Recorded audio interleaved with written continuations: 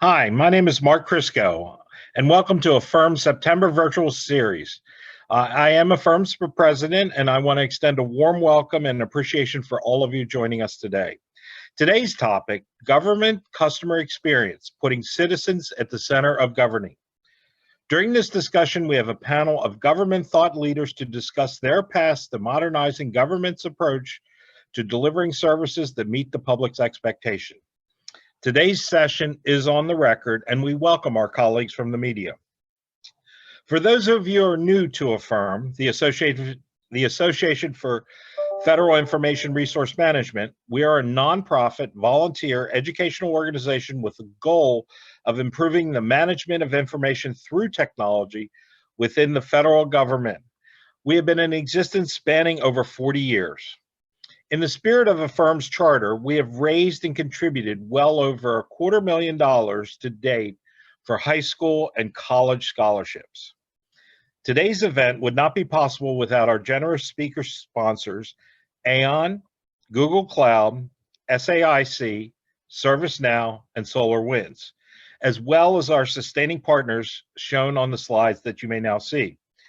We would also like to thank our volunteers for all their hard work. This would not be possible without their continuing efforts to put our programs first. I'd particularly like to recognize our board members and volunteers who helped with today's session, Melissa Bruce, Peg Hosky, and Tanisha Barrow. This is a great event, and we are very blessed to have the great speaker, Martha Dorris, and the champion of government experience moderating it now. And I would like to turn it over for Tanisha Barrow to provide some quick housekeeping items for us to move forward. Thank you, and thanks, Tanisha. Thanks, Mark. Here are a few quick housekeeping items. If you have a question, open the Q&A tab on the webinar toolbar and type in your question. If you see another question you would like the speakers to answer first, click the thumbs up button to upvote the question. If you're having technical difficulties, use the chat box in your toolbar to chat with the webinar host. We have also included a very brief survey at the end of the event to capture your feedback and help us continually improve. We appreciate if you can take a few seconds to participate. The survey will pop up in your internet browser when you close the Zoom application. Now I'm pleased to introduce today's moderator, Martha Dorris, founder of Dorris Consulting.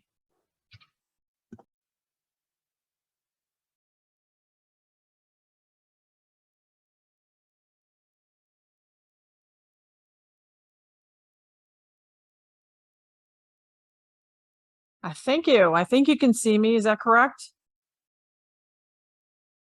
Yes, we can. Okay. Well, I'm really happy to be here today, and this is a really exciting topic for me, as everybody knows. We're talking about government customer experience, putting citizens in the center of governing. And we have an amazing panel today to really reflect a bunch of different perspectives on how the government is implementing customer experience. Putting people in the center is critical to improving service delivery, which is the bottom line of customer experience in the government. And today we have Noreen Hecmanczuk, the Digital Experience Advisor to the Federal CIO. We have Kenneth Corbin, who's the Commissioner for Wage and Investment Division and the Chief Taxpayer Experience Officer at the IRS. Colt Whittall, the Chief Experience Officer for the United States Air Force, and Dr. Janae Lockett-Reynolds, the Associate Director for the Human Systems Integration Science and Technology Directorate at DHS. So welcome to our panelists and speakers today. It's nice to see everybody. With the focus on customer experience in the government, this is a really timely conversation. We have a government customer experience policy framework that includes President's Management Agenda, which was passed in November 2021, the Executive Order 14056 on transforming federal customer experience in December of last year, Section 280 of A11, which is updated every year and gives, incorporates customer experience into the budget guidance, and the 21st Century Integrated Digital Experience Act. So we really have a framework that really allows us to put people first, to design services that meet the needs of everyone. So as we get started, why don't we get everyone to describe their role in improving the services that your organization delivers to customers. And I will start with Ken Corbin. All right. Thank you, Martha. Good afternoon, everyone. And thank you all for attending the Affirm virtual speaker series today.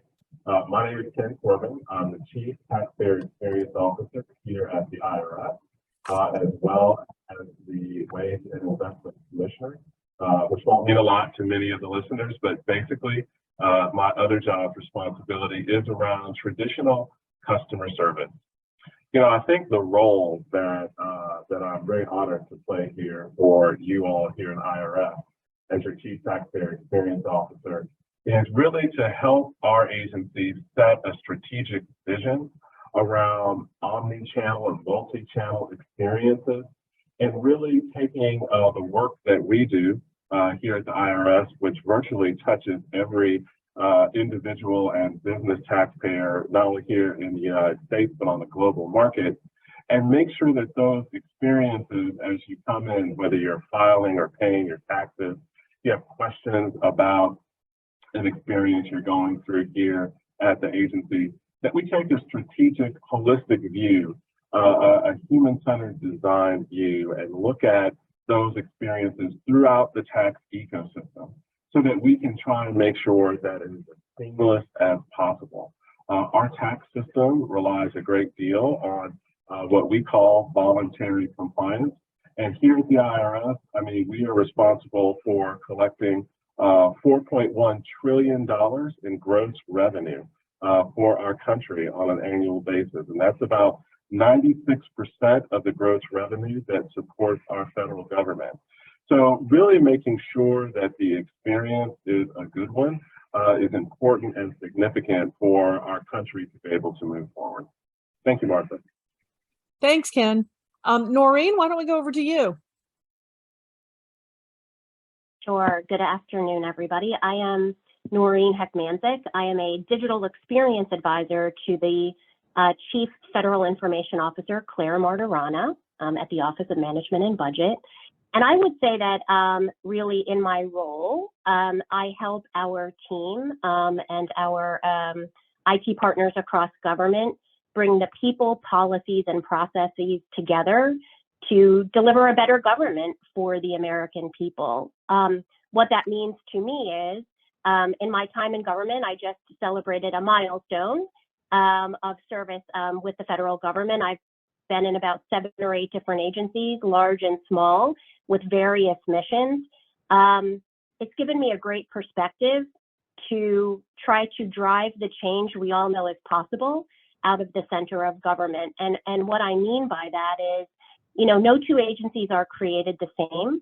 So we have to, just like we have to meet our customers where they are to deliver a better government to them, we also need to meet our federal agencies and the agency workforce, the federal employee workforce, where they are, to deliver better tools and technology and provide executive air cover to them so they can actually focus on the mission of why they came to government, which is to serve the American people. So it's my pleasure to be with you today. Thank you, Noreen. Dr. Lockett-Reynolds. How about you? Thank you so much, Martha. And thank you all for inviting us to talk with you today from the Department of Homeland Security. So I've been with the department for about 14 years now, in federal service for about 18 years prior to DHS with the Department of Defense. And so during that time, you know, my time within Homeland Security, I worked to embed human-centered design practices within the department's acquisitions and systems engineering lifecycle framework, policy and guidance, as well as training for practitioners and stakeholders in terms of how we're applying these processes to our major acquisition programs as well as our R&D programs.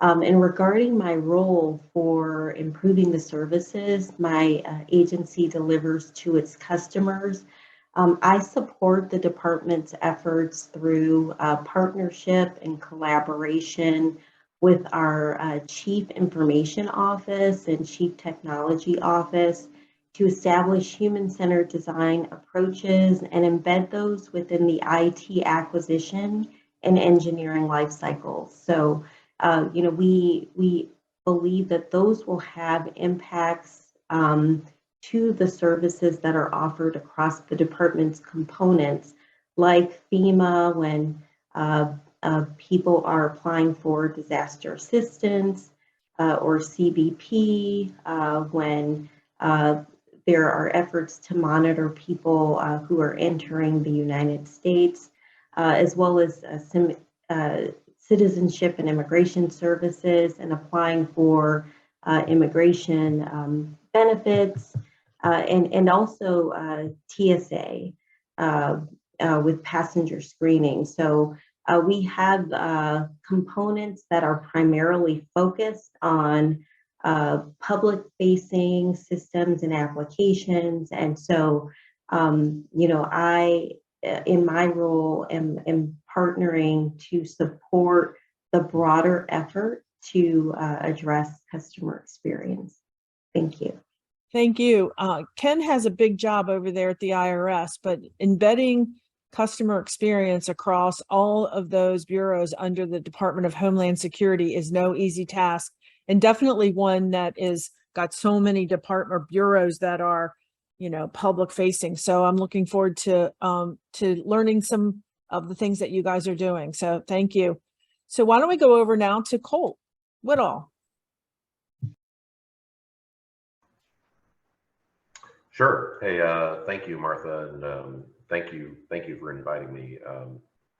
So a little bit on me. I'm a HQE appointee in the government. I work for the CIO of the Air Force, the Department of the Air Force, since we now have the Air Force and the Space Force. And I have a bit of a split role between the enterprise technology, enterprise IT, and enterprise software, which is probably more of the focus of everybody else on this call. So I've got a bit of a mix. Another thing that's a little different about my role is that my users are entirely internal. So you would think of it as employee experience, and that's what I am doing in my role. I am focused on user experience of airmen, civilians, guardians, of Air National Guard, reserves, total all of that up, including contractors, and we're talking roughly 700,000 people. So enterprise IT for 700,000 people plus literally thousands of applications, right? We don't have just one IT portfolio. We have multiple IT portfolios, right? We have a logistics portfolio with more than 100 systems. We have a personnel portfolio with more than 100 systems. I think 106 was the latest number I heard. We're trying to get that down. You get the idea. So multiple portfolios, and the range of systems that we support is vast in the sense of the types of missions that they do, and frankly, the way that you need to approach user-centered design for them, or human-centered design, because we have systems that support north of 700,000 people at one end of the spectrum, and then all the way down at the other end of the spectrum, we have systems that, the developers of the software actually outnumber the people that use the system. And if you think about it, if you sort of imagine some of the missions that we do, there are quite a few of those situations, actually. I visited a software factory where I'm like, wait a minute, I'm talking to the developers, and I'm like, you people are the weapon system. They literally are, what they're doing, the software they're deploying, and the environments that it operates in are so highly specialized that it's a kind of a unique end of the spectrum. So vast ranges, and so that's kind of my job is raise the bar on user experience across the enterprise IT that everybody uses every day, the systems everybody uses every day, and figure out how to raise the bar on these things at the opposite end of the spectrum that are so highly specialized that they are very unique situations. And then as far as my role personally, or excuse me, my background personally, you know, I come from the commercial sector. I was with a digital agency that we split out of Deloitte initially. We called it Round Arch. We, you know, broke away from Deloitte, grew it, you know, for about a decade, and eventually merged with a company called Dentsu. I left about 4 years ago to take a year off and figure out what I wanted to do next, and realized about 2 months later there was no way I was ready to retire. And I reached out to the CIO of the Air Force at the time, and we created the role that I'm in today. And so that's the background. Thank you, Colt. Just to level set, I think looking at the definition, the official definition through the executive order in A11 are really around customer experience as being the perception that your customers have with your organization, whether it's your people, process, technology. And this is really a diverse, it's kind of interesting. I don't think I've ever actually talked to a group as diverse as this in terms of the role that they have in improving the perception that customers have. Colt, your customers happen to be internal employees within the Air Force, and there's many agencies, and actually I think, you know, Ken would probably say his customers, some of his customers are the employees of the IRS. So employee experience is such a critical part in creating engaged employees to the federal workforce, delivering on the mission of their agency. So it's interesting to kind of get everybody together. And why don't we start with, like, how has the government customer experience framework actually enabled you to improve customer experience, kind of keeping in mind we all understand that everybody has a different focus. So Noreen, why don't we start with you? Sure. So, you know, going to your earlier point there, Martha, I mean, I think our employees, the federal workforce, like at every agency, the 24 CFO Act agencies and the hundreds of other small, medium, and large size agencies, people come to the federal government to serve the American people, right? So when I think about everyone on this call, everyone listening, private sector partners, you know, we can't do this work without them. We're the people, right? We're the people. This is our government, and we have stepped forward in different capacities to serve, whether that's through private sector, supporting the government's work, whether that is through being a career federal employee, whether it's doing a tour of duty in the federal government on a rotating workforce. So we are all a gigantic team that is here to deliver the best government possible, right, for the American people. And so I think the president's executive order on customer experience, one of the key phrases in that document is putting people at the center of everything we do, right? Never forget the people. We, again, have to focus on our org charts, our funding streams, the names of our agencies or our bureaus or our divisions. But as I think about right now, which I'm sure this is on many of our minds, we have a major hurricane heading toward the coast of Florida. I have two families and many friends in the direct line of that hurricane. And so, you know, the people that are there going through the next day or two and onward as the week goes on are going to be left with a need from our government to help them, right, after the aftermath of that hurricane. So when I think of, you know, right now, those people are not thinking of FEMA, the Small Business Administration, HHS, USDA. You know, they are thinking, oh my God, I just survived a hurricane. How might I get to safety? How might I rebuild my life, right? How can the government best help me? And it's our job to always be thinking of that. They are not going to be, hopefully, right? We shouldn't be relying on them to find a piece of paper with address to a website or a phone number for an agency to start making those phone calls. We need to be thinking of how can we best provide them with a simple, seamless, secure experience from our government. So in the President's executive order on customer experience, we talk about, imagine a day where there is USA.gov. It's your single digital front door to interacting with our government. From there, we welcome you, we verify you are who you are, and we figure out what you need to get you on your way to go to continue with your life.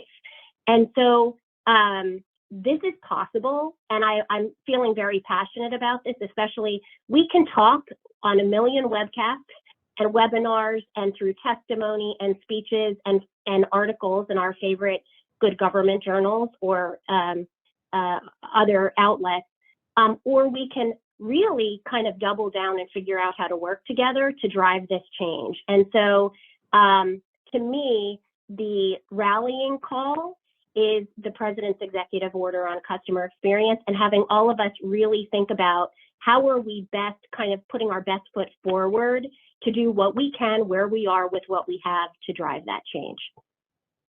Thank you, Noreen. And I mean, you brought up a lot of things. One of them, I won't say favorite, but memorable, I guess is the right word.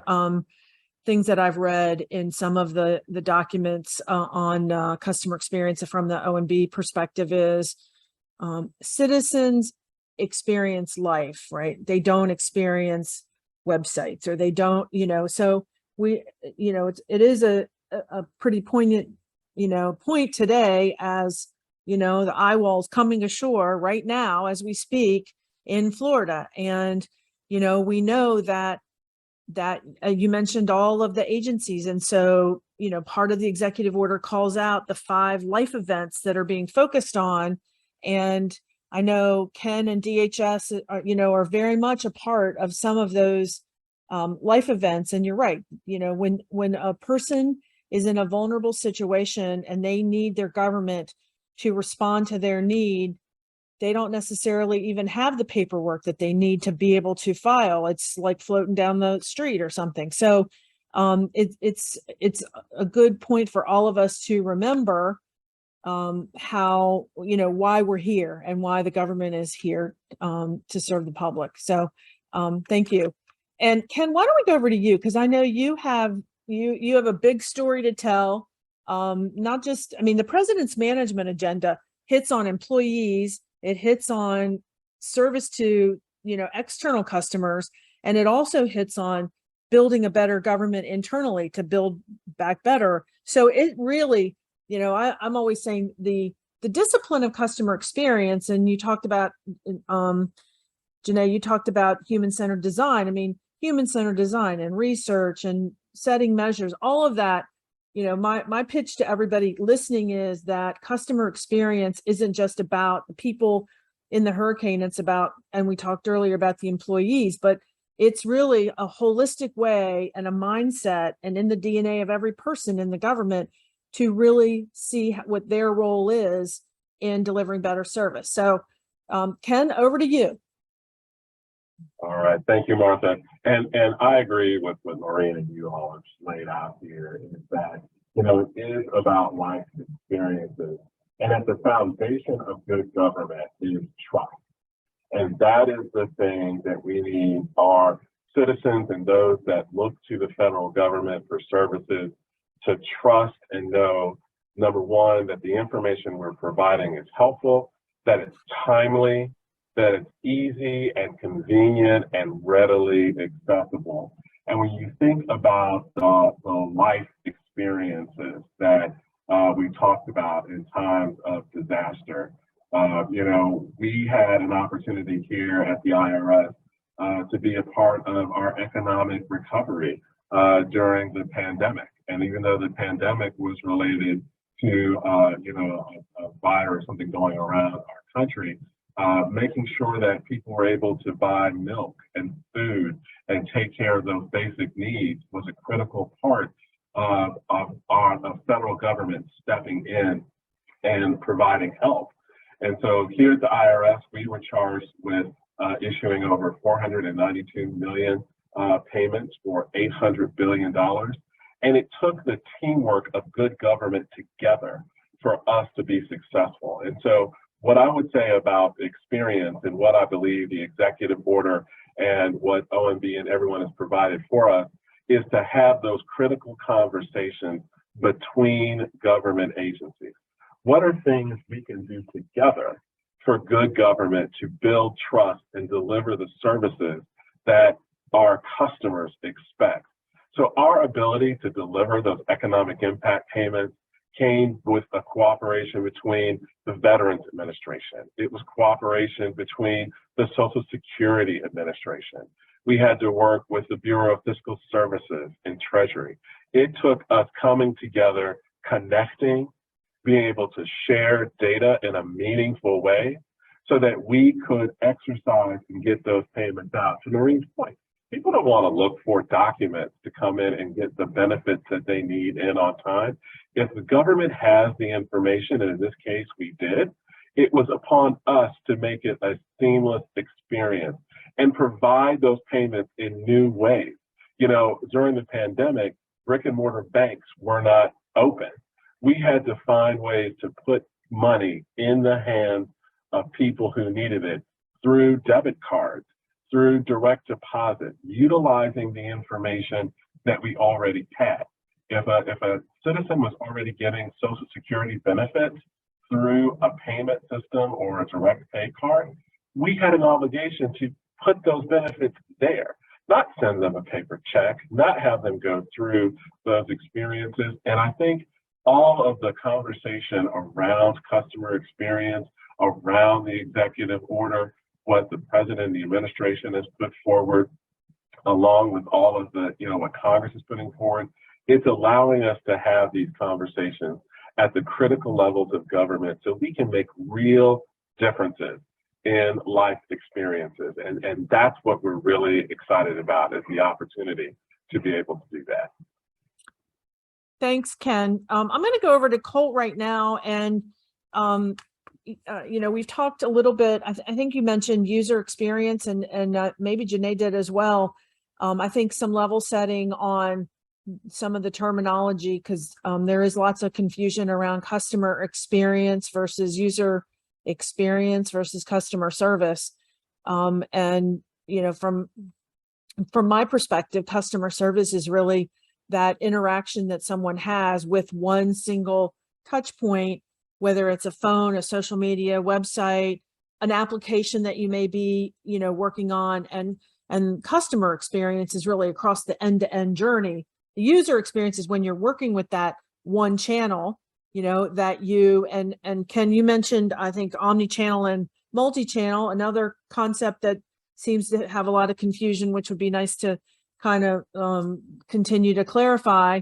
But then the user experience is that, that experience that you're having with that website, that phone call, but not necessarily from the time you have a problem through that time that problem is solved. So Colt, how about you? How is the GovCX framework? Is that touching you at DOD, in the Air Force? Well, no, it's a great question. So technically, I would say the answer is no, but indirectly, yes, because I'm applying the concepts regardless. Right. And the concepts are absolutely applicable in our environment. And I could give you a bunch of examples, but I'll throw one out there that, anyone who's ever served in the military or even a civilian in the military, it's called PCSing, right? Permanent change of station, PCSing. So PCSing occupies a just extraordinary amount of time and resources in the Department of Defense. It applies to all of the branches of service, right? All the components. It's just when people move and take a new job, essentially. And, there's a lot of errors in the process. There's a lot of frustration among our airmen and guardians and soldiers, sailors, and Marines. There's a lot of downtime associated with it. And it gets hampered because, you know, we all think of ourselves, you know, we all carry smartphones and laptops probably everywhere we go. But a lot of our younger airmen don't, right? You know, they might have a smartphone that's a personal device, but they often, if they have a government issued device, they're checking it in at one base, and then they might be out of communications on a government device for a week or two, and then they're going to another base, and maybe they stay at their parents' house for a week in the middle. And so it is a complicated, time-consuming process. By the way, I apologize. You know it's a video call because I have my landscaping guys out here with a leaf blower blowing everything off. So I think I just had 2 fighter pilots go over around me, and so I think it was in your honor, though. yeah, they're probably ours. So PCSing, big problem. But you know, the way that these problems typically get solved in the DoD is by functional community. So, you know, if you say, let's try and streamline PCSing, you know, maybe they assign it to the personnel area because it sounds like it belongs there, right? It sounds like a personnel thing. Or maybe it belongs to financial management because there's a lot of reimbursements for travel and things. And so maybe you assign this job to the financial management community. Or maybe it belongs to Transcom, Transportation Command, because it involves shipping people stuff, right? Either around the country or around the world, right? In reality, multiple different organizations in DoD actually deliver some part of PCSing, right? So, you know, if you want to talk about making this airman-centric or guardian-centric, you can't go do this the normal way. So we're trying to tackle this problem now, and we're actually going to go live this fall with a pilot. The app is already developed, and it's a mobile app that runs on your personal device, and we can secure it using a product that does that. And it shows your personal data, your orders, it lets you adjust your orders, and essentially it is intended to be your personal mobile app companion through the steps of the PCSing process. It is inherently airman-centric, and it is inherently cross-functional in the sense that today it interacts, you know, just with the personnel data, but we've architected it in a way that we can easily integrate the financial data, the Transcom data, the shipping data, and pull it all into one airman-centric experience so that, you know, they can do this on their own device and get wherever they need to go and get reassigned to their next job. So that's just one example. I could give you a bunch of other examples. You know, where we're trying to, you know, do things in an airman-centric way and ignore the old function by function silo way. Did the Air Force what motivated them to create this position?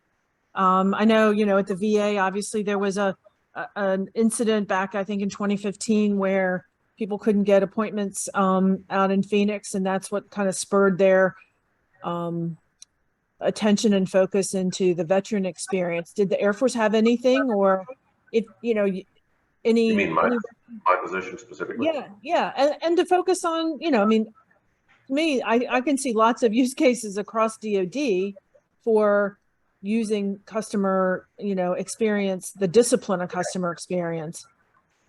So my position was created, my specific position, and the reason I worked with the Chief Information Officer of the Air Force, Lauren Knausenberger, is it came out of problems with enterprise IT. Users were very unhappy with enterprise IT services across the board, across the department, particularly OCONUS or overseas.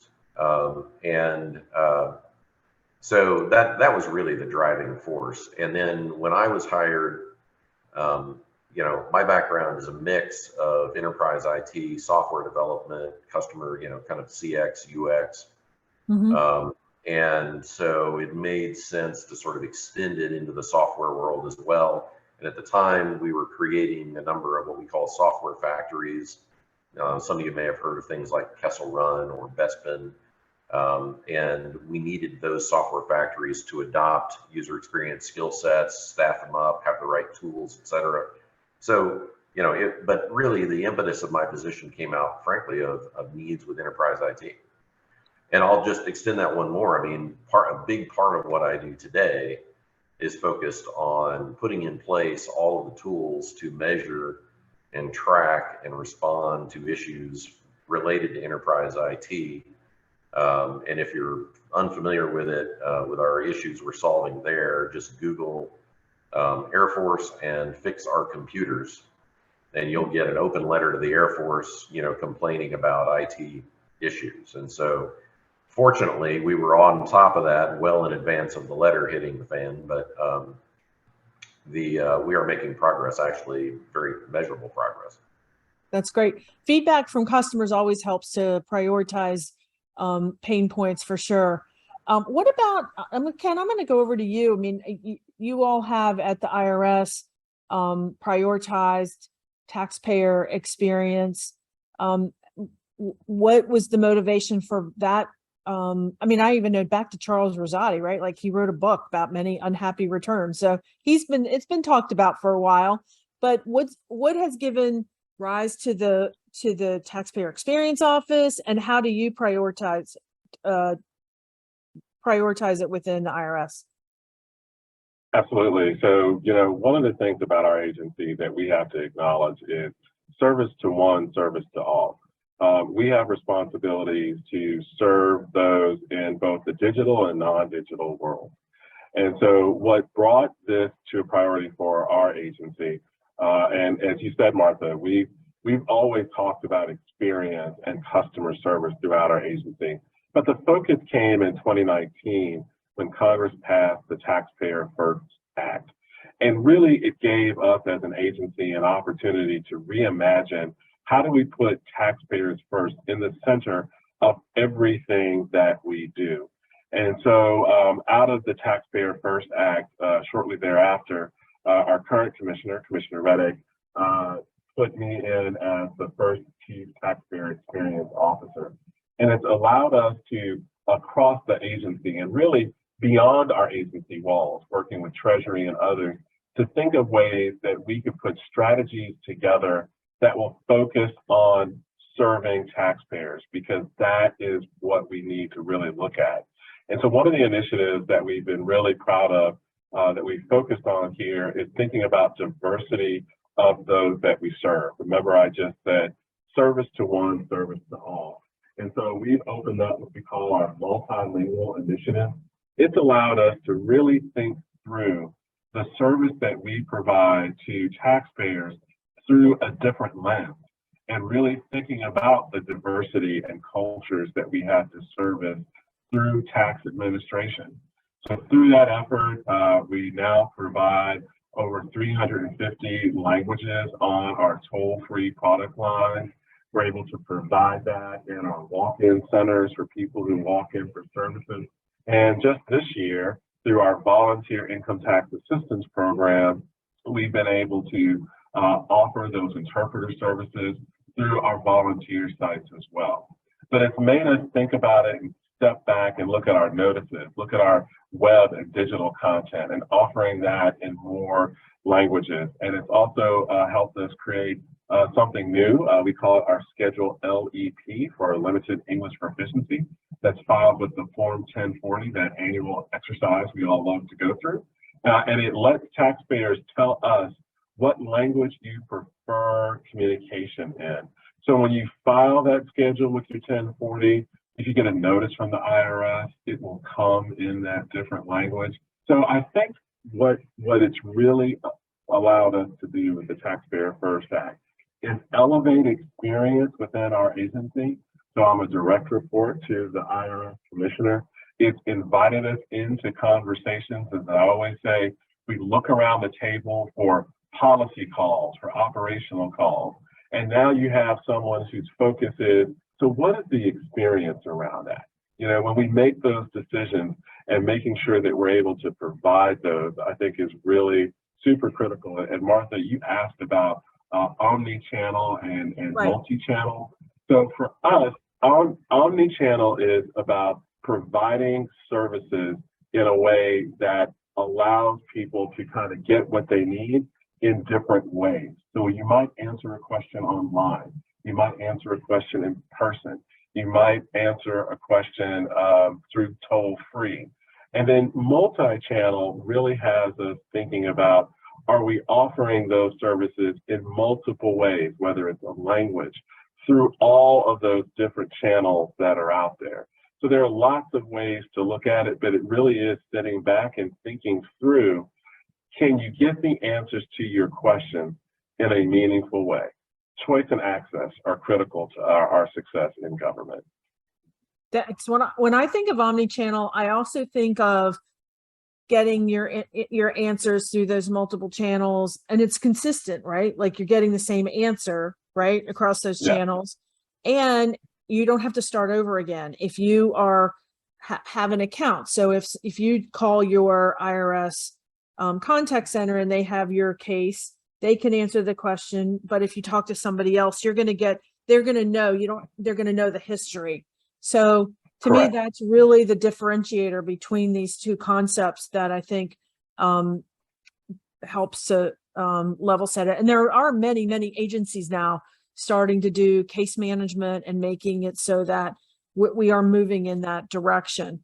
Why don't we, Janae, I don't know, I know that that DHS is establishing they've got some wonderful things going on in terms of hiring around CX that is being led by the CIO. And then I know there's a whole group of CX leaders that are kind of meeting and creating their own synergy between those. Is there anything that you want to add around like just DHS prioritizing customer experience based on your work that you mentioned? Yes, so thank you, Martha. I'd like to share that, our department has a longer history in terms of applying these human-centered design principles and practices. So similar to some of my colleagues on the panel, we have internal systems that are being used by our employees. We have, occupations that we put technology and systems in the hands of those individuals who are on the front line of security to accomplish, the mission of the department.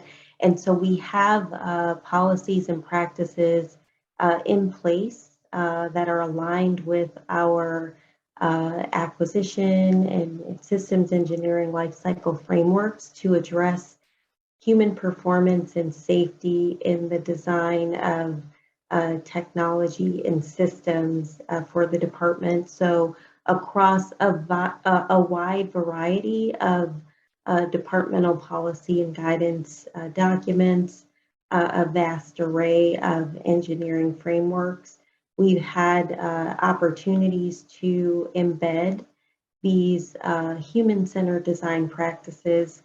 I think it's interesting, I've worked with the Department of Defense and now with the Department of Homeland Security for some time now, almost 2 decades. And I've watched how the discipline of human-centered design has grown, evolved, even touched a wide variety of domain areas and industries, and how we tend to call it different things. But I think fundamentally, the practice that I typically employ is human-centered design focused on human systems integration is the broader discipline, but there are so many touch points with what our colleagues are saying today about customer experience, user experience, and I think it's fascinating. I'm thrilled about the initiatives that are underway and the policies that are in place, as well as the visibility now that we have for the discipline and what we're able to do across the different organizations, like specifically focusing on CX. We do have initiatives underway where we are hiring more personnel that will be addressing specifically the CX executive order and working to infuse those requirements into our IT acquisitions and that specific engineering lifecycle. So, our goal overall is to improve the use of DHS IT systems to meet the expectations of the modern public. I'm really excited about the opportunities to broadly talk about human-centered design. I think it's very interesting. I think you touched on it earlier, Martha. We in DHS, we've got a variety of mission areas. We have occupations that span those mission areas. So we are constantly putting technology and systems in the hands of end users. But I think this is very important that we look to, define who our end user community is. For the Department of Homeland Security, that includes the general public. So across a number of our operational components, and I think I mentioned a few of them earlier, like FEMA, Customs and Border Protection, TSA, Citizenship and Immigration Services, CBP. We have public-facing systems that our customers interface with. And that's on the general public side. So, I think our department is really stepping up to make sure that we have practitioners in place to focus on the customer experience and those IT systems and applications and websites that our general public end users will interface with. Thank you. I think that, the intersection between all of you is really almost around digital services, because some are, on the IT side, some are not. And Noreen was very much involved in the federal IT operating plan. So one of the top priorities of that plan was around digital first customer experience. So Noreen, why don't we go? I mean, COVID has done nothing but totally exacerbate the need for all of us to focus and identify the gaps and transform digital experiences. I mean, in terms of being digital first. So when you were, researching, writing, designing that, give us a little glimpse into what you were thinking. Sure. Thanks, Martha. So, Congress asked us, and it was OMB and really GSA. So it was through the Information Technology and Reform Act, the ITOR fund. I always get this wrong. Information Technology Oversight and Reform Account. So the ITOR account, which supports the Office of the Federal CIO and the United States Digital Service, the Technology Modernization Fund that Claire Martirana is the chair of that catalyst, right? Showing people what's possible across government through TMF investments. And then through the Federal Citizen Services Fund run out of GSA. Congress asked us, how are you maximizing the impact of those funds to deliver a better government? And it was a great question. And it gave us an opportunity to pause for a minute and to say, wow, okay, how are we working together as the Office of the Federal CIO, the United States Digital Service, and then with our partners at GSA? And so we came together as components. We talked through who we are, what we do, and how we best deliver. And I think what was fantastic about that exercise for us is that we're all aligned. We're all trying to solve the same problem. And it allowed us to talk about, well, what are our superpowers? right? And so within the Office of the Federal CIO, it's really tech policy and helping agency tech teams, agency leaders, frankly, block and tackle, right, to drive change across their agencies and departments.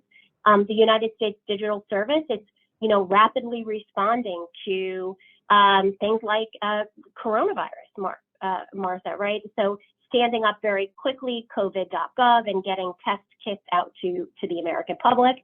And then GSA, it's really using their superpower of identifying tech talent gaps on teams, great teams across agencies, but they might have a need for a front end or back end engineer or someone that has delivered products and services using human-centered design. And maybe their agency just hasn't had an opportunity to go and do that. So it's plugging in the tech talent into those agency teams and then helping them carry out the long tail of the work through groups like the Centers of Excellence and 18F and TTS. And so coming together as that team really is getting to Ken's point. You mentioned earlier, Ken, it's all about building trust.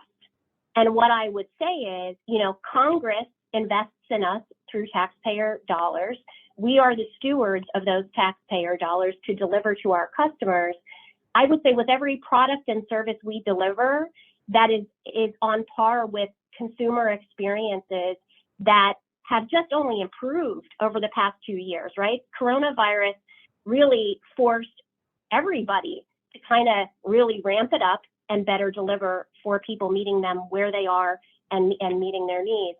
So we build trust with our customers. We also build trust with Congress, that they say, wow, that was super wonderful, right? Because that enhancement, with every enhancement that you're making, it's one less letter, email, phone call, social media inquiry that my team and my district or my state has to answer, you know, as to why someone might be having a fractured, frustrating experience across a federal government or with a federal agency. And so it's building trust with Congress, our customers, the federal workforce, right? People come to serve our country. We win hands down on our mission. Like, just think about the mission that the federal government represents. We win. But where we struggle a little bit is when we recruit folks and they come in, you know, to Ken's point earlier too, we were at OPM and we had a person who had an 11-pound laptop that they were rolling around in a carrier, right? So we, prior to COVID, deployed all new laptops and got that agency ready to be able to flip the switch and go full-time telework. So we're recruiting folks to come. And we have to meet them with today's modern expectations, that they come because they're passionate about getting people their tax returns faster, right? And answering those questions. They're, you know, serving our country through the military, armed forces, trying to find a cure to cancer or send someone to the moon so they can reach Mars. You know, these are incredible missions, and we have to meet them with the technology they need in the year 2022 to best deliver, right? They're not technologists. They should not have to be a technologist. They should not have to be a cybersecurity expert. They're coming, we're hiring them and recruiting them because of their expertise as a subject matter expert, right? So the faster we can deploy the technology that meets today's expectations, the more people are going to want to come and join us in serving our country. And with a workforce that is getting ready, many people are getting ready, right? Reaching retirement age, we need that next influx of people coming to serve our country. So I would say technology underpins and powers our ability to deliver on the federal government's mission, and technology reduces costs, lowers burden, improves employee engagement, and it inspires people to come and serve right next to us. Thanks, Noreen. I think this was supposed to be my last question, but I'm going to break the rules a little bit and give everybody 10 seconds to give one recommendation to other leaders across government who are really need to improve the services that they deliver. And Ken, I'll start with you. Sure, I could be quick. You know, I think good government comes from public-private partnerships. We need partnerships with the private sector in order to make good government. And finally, I'll say, because the question was asked about accessibility, we can't stop innovating. You know, we just did some notices in Spanish Braille, and I think we need to find ways to reach everyone where they are to deliver good government and promote trust. Thank you. Thanks, Ken. Colt. My one thing would be data. Data about CX and UX. You know, every app we have, every site we have, all of the different parts of omni-channel customer experience, they all need to be instrumented in collecting data about the experience. That's what we're doing in enterprise IT in the Air Force now, and it's already paying us big dividends in terms of, you know, quote unquote, fixing my computer. If you you know, Google that letter that I talked about earlier. Thank you. So, I'm gonna move quickly. They're gonna cut me off here. I'm gonna go to commercial break if I don't get it done. Janae. I would just challenge everyone to continue to be advocates and to focus on putting the end user first, both our internal and external customers that are using our systems, because they are really the key assets to our organizations. Thank you. Noreen, you get the final word. Oh gosh, I would just say, well, thank you for having us. This has been a lot of fun. And what I would say is I would encourage senior leaders, if you're talking about your mission and mission delivery and your customers, and technologists and cybersecurity experts and your tech teams and human-centered designers are not in on those conversations, please pause your conversation and invite them to the table. By having those folks listen in, you will deliver a better government to the people that you came to serve. Thanks, Noreen. Back to you. Affirm. Thank you to Noreen, Ken, Janae, Colt, and our moderator, Martha. It was great to hear your thoughts on this timely topic. We appreciate you taking the time to join us today. We know you're all incredibly busy. Affirm, applaud your contributions and leadership. Thank you again for everyone for joining us today. We hope to see you at one of our upcoming events shown here, especially the Swing for STEM Golf and Tennis event on October 17th. Thank you so much.